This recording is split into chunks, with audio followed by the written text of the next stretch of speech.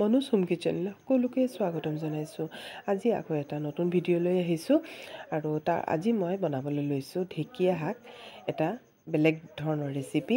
ঢেকীয়া শাক লৈ লৈছোঁ, ঔটেঙা এটা লৈছোঁ, আলু দুটা লৈছোঁ, লৈ পেলাই ঢেকীয়াখিনি মই ভালকৈ বাছি লৈছোঁ আৰু এয়া চাওক এটা ঔটেঙা লৈছোঁ আৰু আলু দুটা লৈছোঁ।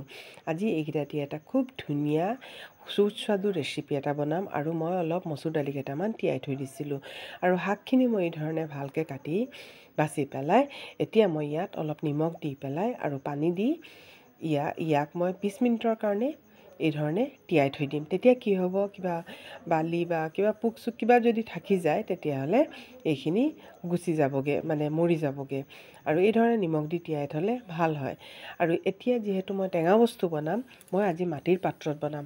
মাটিৰ পাত্ৰত বনালে কি হয়, টেঙা বস্তুৰ টেষ্টটো আৰু দুগুণ হৈ যায়গৈ। আৰু আপোনালোকে এই ধৰণে মাটিৰ পাত্ৰত বনাই চাবচোন। যদিও বনায় আৰু যদি কোনোবাই যদি বনাইছে তেতিয়াহ'লে গম পাব টেঙা বস্তু মাটিৰ পাত্ৰত বনালে খুব ভাল হয়। আৰু এতিয়া মই ঢেকীয়াখিনি ভালকৈ ধুই মেলি থ'লোঁ, আলুখিনিও কাটি ধুই ল'লোঁ, ঔটেঙাখিনিও কাটি ল'লোঁ আৰু এই ধৰণে মই দাইলখিনিও ধুই মেলি গোটেইখিনি কাটি মই ৰেডি কৰি দিলোঁ। এতিয়া মই পাত্ৰটোত মই তেল দি পেলাই আৰু অলপ পিঁয়াজ দি দিছোঁ, দি পেলাই এইখিনি অলপ ফ্ৰাই হ'বলৈ দিম। মাটিৰ পাত্ৰত অলপ সময়টো লাগে, কিন্তু ইয়াত খোৱা যে ইমান স্বাস্থ্যকৰ হয়, আমাৰ স্বাস্থ্যৰ বাবে বহুত ভাল হয়। আৰু এতিয়া এইখিনি পিঁয়াজ যেতিয়া ফ্ৰাই হৈ গ'ল, মই এই শাকখিনি ইয়াত দি দিছোঁ। ঢেকীয়া শাকখিনি ইয়াত মই দি দিম, দি পেলাই এইখিনি মই অলপ দেৰি ভালকৈ লৰাই ল'ম। আৰু যদি মোৰ ভিডিঅ'বোৰ ভাল লাগে প্লিজ এটা লাইক কৰি দিব আৰু ছাবস্ক্ৰাইব কৰি দিব মোৰ চেনেলটো আৰু বেল আইকনটো প্ৰেছ কৰি দিব, যাতে মোৰ ভিডিঅ'ৰ নিউ নটিফিকেশ্যনবোৰ আপোনালোকে পায় যাতে। আৰু এতিয়া মই এইখিনি অলপ দেৰি ভালকৈ লৰাই ল'ম আৰু গেছৰ ফ্লেমটো অলপ বঢ়াই দিছোঁ, কাৰণ যিহেতু এই পাত্ৰটোত ইমান বঢ়াবও নোৱাৰি, অলপ বঢ়াই দিছোঁ। দি পেলাই এতিয়া মই এইখিনি ভালকৈ লৰাই লৈছোঁ। লৰাই পেলাই তাৰপিছত মই কাটি থোৱা আলুখিনি ইয়াত দি দিছোঁ। আৰু এতিয়া এইখিনি মই লাহে লাহে এইখিনি গোটেইখিনি যিখিনি কাটি থৈছিলোঁ গোটেইখিনি বস্তু ইয়াত দি যাম আৰু ঔটেঙাখিনিও ইয়াত মই দি দিছোঁ। আৰু এই ৰেচিপিটো মাছেৰেও বনাব পাৰি, মই কিন্তু আজি নিৰামিষ বনাইছোঁ আৰু দাইলখিনিও মই এই ধৰণে দি দিছোঁ। আৰু যদি আপোনালোকে ভাবে মাছেৰে বনাব তেতিয়াও ইয়াৰ সোৱাদটো আৰু মানে ভাল হয়, মই কিন্তু আজি নিৰামিষ বনাইছোঁ। আৰু এতিয়া মই গোটেইখিনি দি দিলোঁ।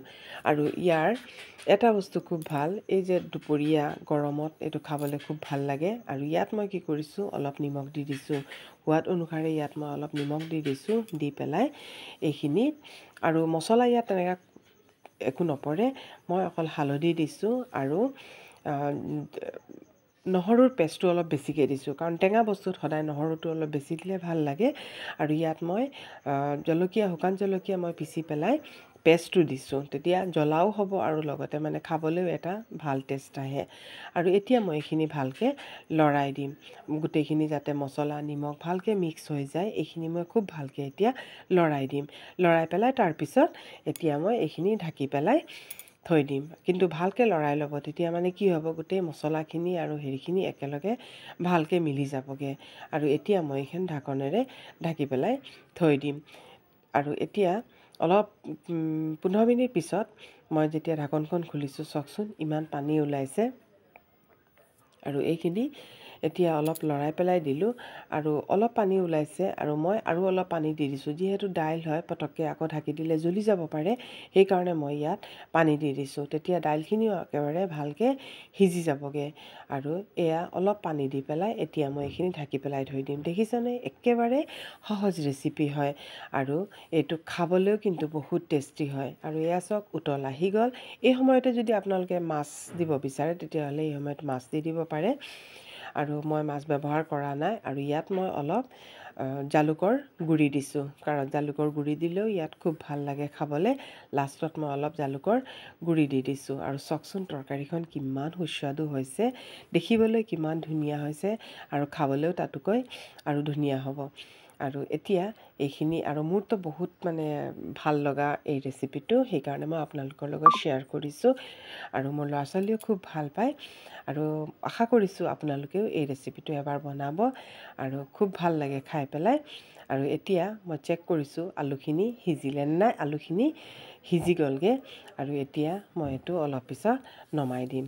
এয়া আমাৰ ৰেচিপিটো অলপ পিছত নমাই দিম, মানে অলপ পানী বেছি আছিলে সেইকাৰণে।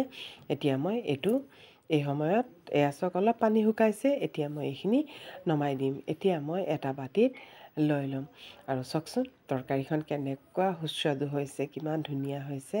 আৰু মই এটা বাতিত এতিয়া লৈ লৈছোঁ। চাওক আমাৰ তৰকাৰীৰ কালাৰটো কেনেকুৱা হৈছে, আৰু পিচা জলকীয়া দিলে মানে বেছি ধুনীয়া হয় আৰু খাবলৈও কিন্তু খুব ভাল হয়। টেঙা বস্তু তেনেকৈ দি চাবচোন, খুব ভাল লাগে খাবলৈ। আৰু এতিয়া আমাৰ খাবলৈ ৰেডি হৈ গ'ল। আৰু ভাত আৰু এই চব্জিটো থাকিলে আৰু কিহে পায়, আৰু একো দৰকাৰে নপৰে। কিমান টেষ্টি হয় খাবলৈ। আপোনালোকে এবাৰ বনাই চাবচোন আৰু কমেণ্ট কৰিব খাই পেলাই কেনেকুৱা লাগিছে। বনাই খাই পেলাই চাব কেনেকুৱা লাগিছে।